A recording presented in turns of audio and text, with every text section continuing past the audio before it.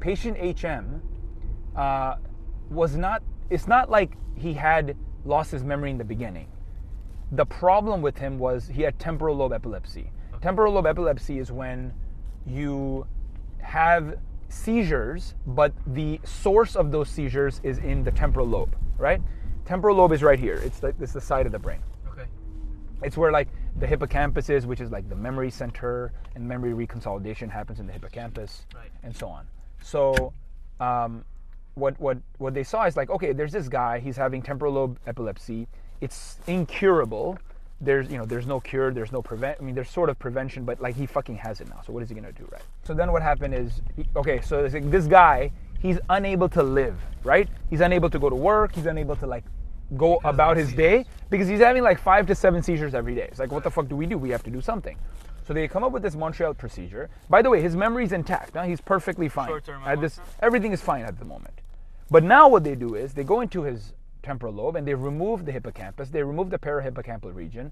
The hippocampus is the area of the brain, they found out later, which is in charge of memory consolidation, bringing long-term into short-term, and it's implicated in short-term working memory, right? Working memory is like remembering phone numbers, remembering like what the fuck is going on right now between me and you in this car, right? So now what happens is, okay, they remove the temporal, they do a temporal lobe epilepsy, temporal lobe removal, like a lobotomy. So they remove the hippocampus, parahippocampal region, so they remove the entorhinal cortex and other areas, and this guy loses his memory. Now, he loses his memory in a very selective way. What happens? Milner, Dr. Milner's, like Brenda Milner's, is like, now she's like 97, I believe. We celebrate her birthday every year at the MNI. But back in the day, she was a graduate student or a postdoc. And what she would do is she would visit him every day. And then what happened is he lost his working memory, and he lost about 3 years out of his life, the previous 3 years. So because what they did, they removed the parahippocampal region as well as the hippocampus from both hemispheres. It was from both lobes, both temporal lobes. They removed this. Mm-hmm. That's what they did in these patients. It was called the Montreal procedure. Now what happened is, okay, Brenda would come in every day, his main psychologist, and she'd be like, hey, whatever, what's up? So the guy, patient HM, his name is patient HM. He'd be like, hey, how are you? What's your name? What am I doing here? Like, he didn't remember her every day. Every day he forgot her, and it was like that movie in Jim Carrey, sure, or like there's some Jim Carrey movie, right? I don't know. Something of the spontaneous mind, or something ends with mind.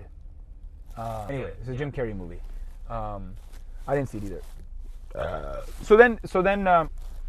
So now they're like, okay, what the fuck happened to this guy? His seizures are now gone. The Montreal procedure works. So now he's cured. He has no temporal lobe epilepsy. He doesn't have seizures. He's about to go during his day, get jobs and whatnot, but he has no memory. So he can't remember Milner every day. They make him like remember what happened in his life. He can't remember the last 3 years, but he can remember his childhood. Very well. He can remember this and that. It's patient HM. He's like, oh yeah, I remember this. I did this. I was born here. This is my name. I used to go here. This was my playground. Blah. He remembered everything, but he doesn't remember what's happening every day. Better than most people, or no, normal. Okay. Normal. It's like, it wasn't significantly better. It's like, okay, I remember everything, but he can't remember Brenda Milner. He can't remember any of the doctors, any of the nurses. Right. And now they're like, what the fuck? We removed the temporal lobe areas, and now this guy's lost his memory.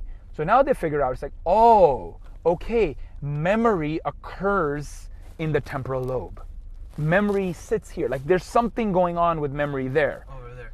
Right. So they're like, okay, what? So then they do more research, and there's a hippocampus, the area of the brain that's most researched in any area, maybe even in the whole body. Actually the heart has been researched a lot, but the hippocampus is for sure the most studied area in the brain, and I studied it myself. I recorded neurons in the hippocampus. When I accidentally went in there, I was trying to record from entorhinal cortex with the electrode, and sometimes I would end up in the hippocampus and record from like a pyramidal cell or something.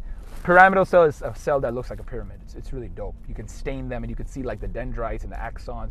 You can like see the actual axon leading to the hippocampus. It's so sick, man. It takes 3 days to stain that, and you have to be very careful.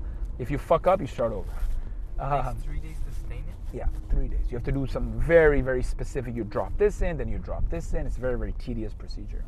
And you basically record for like, let's say 2 months, 3 months. Then you stain your neurons to show what cell type they were. And then if you fuck up, then oh well, nice try, yeah. I mean, you can still publish your work, you just won't know what cells they were. You can guess what cells they were based on like how they sounded or how far they were from the surface of the brain or how far they were from other areas. So you have a sense because other people have recorded. But if you're in a new area, you have to stain. You have no fucking idea, right? So this is the kind of shit I was doing. And so now you have this area, they're like, okay, temporal lobe is in charge of memory. So let's do more research. Then they find out that the hippocampus is the area which takes, which is in charge of memory consolidation and reconsolidation. So when you convert long-term memory into short-term memory, when you're recalling something, then you're going to use your hippocampus. And because it was like not there in this fucking guy, and the working memory wasn't there, short-term memory wasn't there, he just could not remember Brenda Milner or any of the other students, postdocs, doctors, psychologists. Or the last 3 years. Right, he couldn't remember the last 3 years.